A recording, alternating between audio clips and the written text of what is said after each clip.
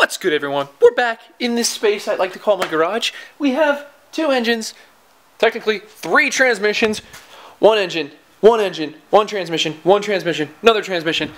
And it's time to discombobulate all of these parts, put them all into one that is usable, and throw it in that bad boy. But today we are not going to be throwing anything anywhere other than actually establishing the perfect engine transmission situation for me and my next build for this Miata. So we're going to be taking a lot of things off of this engine that was just pulled out that you guys saw in a previous video. If you didn't check it out, go check it out.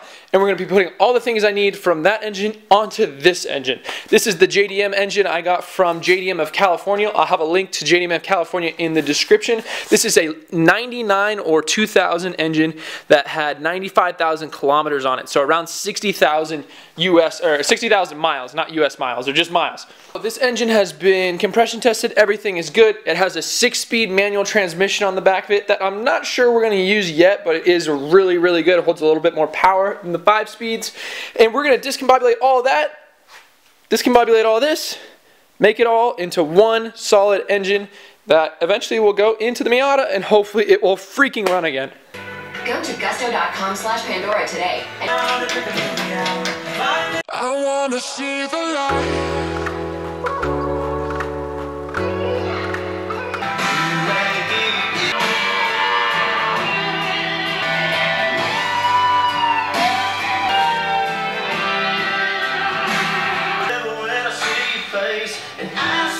The engine is on the stand, as you can tell. I took off the transmission, the flywheel, the clutch, that whole shebang. Already off, it's already put away. Everything's kept safe for the next part of the build when we put it on the new 1.8. I made a list of things that actually need to come off this motor, and I'm going to kind of read them out to you just so you get an idea of everything I'm going to take off before it happens. So I need to take off the water pump because it's brand new. I need to take off the timing belt because it's brand new, and I'm going to put it on the new motor.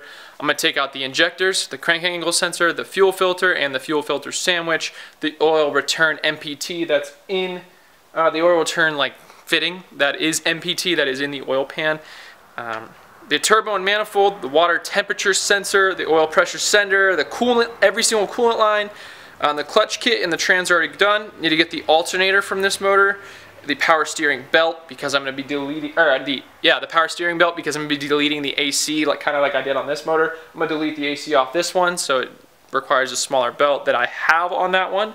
The variable TPS, the throttle cable mounting bracket, the motor mounts, and the front water neck. And I'm sure there's a few other things, but I'll figure those out as I go, and that's what we're going to do right now.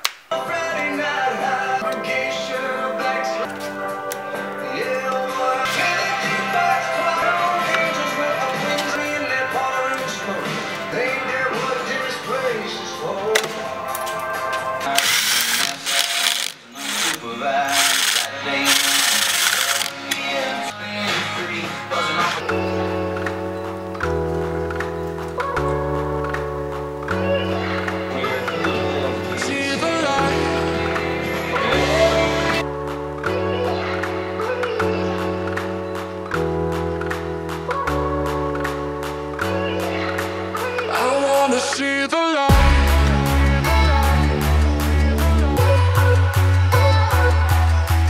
I wanna see the light. I wanna see the light.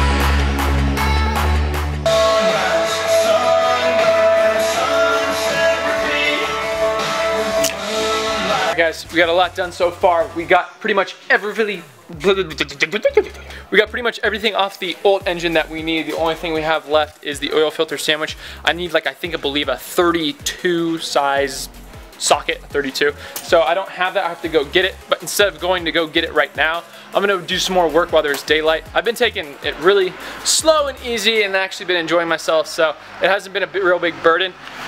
Like when we pulled the engine, I didn't go super fast, but I definitely was more fast pace, and it wasn't as fun because I was trying to race the clock the whole time. So I did pull that engine decently quick though, and my friend was here, and it kind of took a little bit with him, so that was cool. It was cool we could do that together though. But what we need to do now is get everything off that I essentially am not going to be using on this car, such as the exhaust manifold right here. This is for a stock not turboed car, so that's coming off. This is the compressor for the air conditioning. Obviously I don't have air conditioning, so that's going to come off. And just other little few things like this, and this, and this, and the coil packs back here. I'm going to use the ones from the 1.6 or the 91 MIATA. So little things I'm going to take off for the night, and then I will be done for the day, and then we'll come back tomorrow.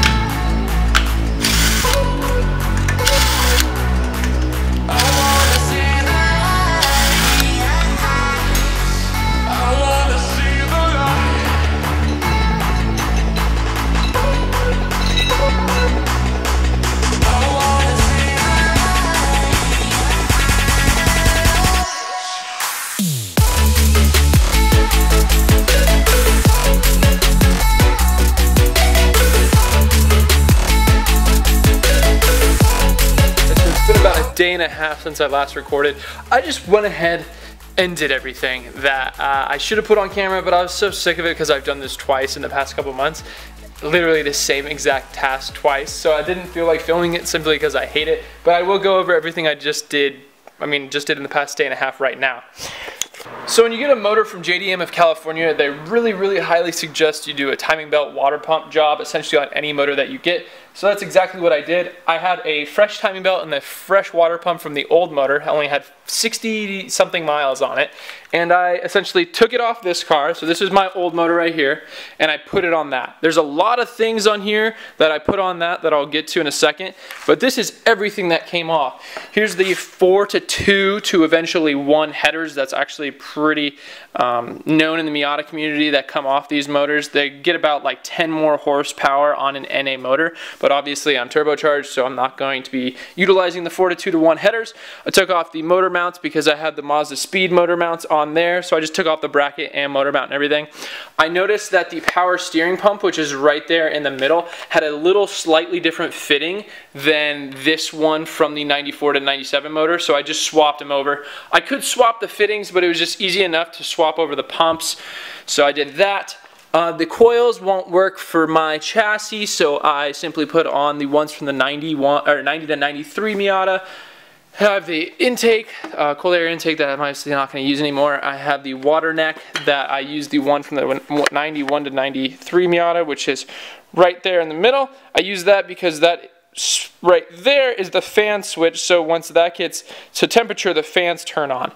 Obviously, MIATAs, there were no fan switch. I'm assuming there was something with the ECU that just turned on the fans. So here we go. We have the water pump right here. It probably might have been okay, but just not even going to test it. A bunch of different, what's it called? A bunch of different gaskets. All these rubber lines, I'm not utilizing any of them. I took off the AC, so the compressor right here, I took it off, and I am running no compressor, no AC, no nothing. Usually the compressors are right around here. And a couple other just miscellaneous brackets, miscellaneous lines that obviously I'm not going to be using, or I already have, that came from this motor. So here's my old motor. The head is in perfect condition. The head is essentially brand new. It only has a mile on it. And the motor is right here. It is pretty much gutted. This is the throttle body from this motor, but I noticed that my variable TPS would not hook up to essentially this throttle body, so I went with the variable TPS from Or I went with this throttle body because the variable TPS does work for it. And this is a variable TPS as well, but it is a different plug, and I just didn't want to do all the rewiring for that. If I ever needed to, I can go back to this intake, or this throttle body on this intake manifold. Just have to do a couple of rewiring things to get it to be able to hook up. The things I put on the 99 motor from Japan is first throttle body, and then I put on, again, the 90 to 93 water neck. I put on the belts from my 94 to 97 because they're brand new. I put on the alternator from the 94 to 97. So I have a 6-speed transmission right there. This is the 5-speed transmission. I'm just putting it on for now just simply because I know it works. I don't want to have to diagnose if there's a transmission problem with the 6-speed, which I doubt there is because this motor, this transmission did come from a running car. So the odds of there being a problem isn't, you know, likely, but just in simplicity's sake, I'm putting on the 5-speed. If it ever breaks, I have another 5-speed over there, or honestly, I'll just go to the 6-speed then. Utilizing the starter from the 94 to 97, I'm utilizing a oil filter sandwich plate that runs and feeds my turbo the oil. I'm using, deep in there behind the oil line, you see this big huge thing, and that is a oil pressure sensor, I believe, that goes to the 90 to 93 chassis oil pressure gauge on the gauge cluster. So I could still utilize that. This back water neck on the back of the head, I took off of a 90 to 93 MIATA, and because it uses the water temperature sensor, that is not a dummy sensor, but it actually works for the stock gauge cluster. That bad boy right there is what essentially threads in and gives me readings for temperature. Then all of these silicone lines you see throughout the car and throughout the motor are obviously from the old setup. The turbo, the manifold from the old setup. I kept all of the covers, the valve cover, all the accessory covers the same from the 99 to, or I'm assuming it's a 99 motor, but it could either be a 99 or 2000 motor. These are the coil packs from the 90 to 93 MIATA, just oriented slightly different. If you can see, here is 1, 4, 2, 3. Usually it's 2, 3, 1, 4, but to get the length correct with the actual plug wires, you have to switch these bad boys around. And I know that was like a ton of information at once. If you want me to go in a lot more detail, I honestly can. But most people aren't going to be doing this swap. But if you are doing this swap, just watch the video a couple times. It will make sense after a couple times, I promise. And once you dive into your own car, especially if you're doing it from a 90 to 93, you'll understand what needs to be done to whatever motor you are working on. Basically, you need to swap over the oil pressure sensor. You need to swap over the coolant temp sensor. And then you got to swap over other things that are going to work. Like essentially this bad boy, because of the fan switch right there. Alternators, typically you'd want to take them from the motor you got them from. And I do little things like this was not in any kind of swap hits, the throttle body, you know, I just swapped it over, it fit up nice. But right now we're going to be throwing it back in the car. Everything is already done, hooked up, not necessarily wired, but everything is ready to just be clicked in and be ready to turn on. So hopefully this doesn't take a long time. The worst part of it is getting that into that because I don't have a lot of help and I'm going to try to do it myself.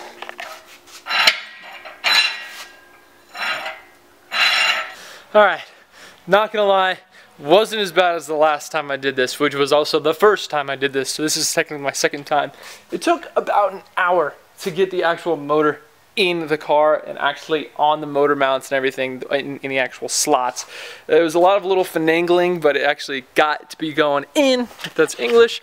But yeah, the motor is in the car officially. As you can tell, these straps don't have any tension on them anymore. So right now it's literally just going to come down to plugging everything back in, plumbing everything up, and seeing if it works. So wish me luck! So we're going to figure that out in the next video if it actually starts. So stay tuned for that one. It should be a good one. If you like the video, like the video. If you have any comments about anything you want to see deeper about this, go ahead and comment down below. If I can't answer it in a comment, I will address it in a video in the future. But guys, thank you so much for watching. See you later. I wanna see the light.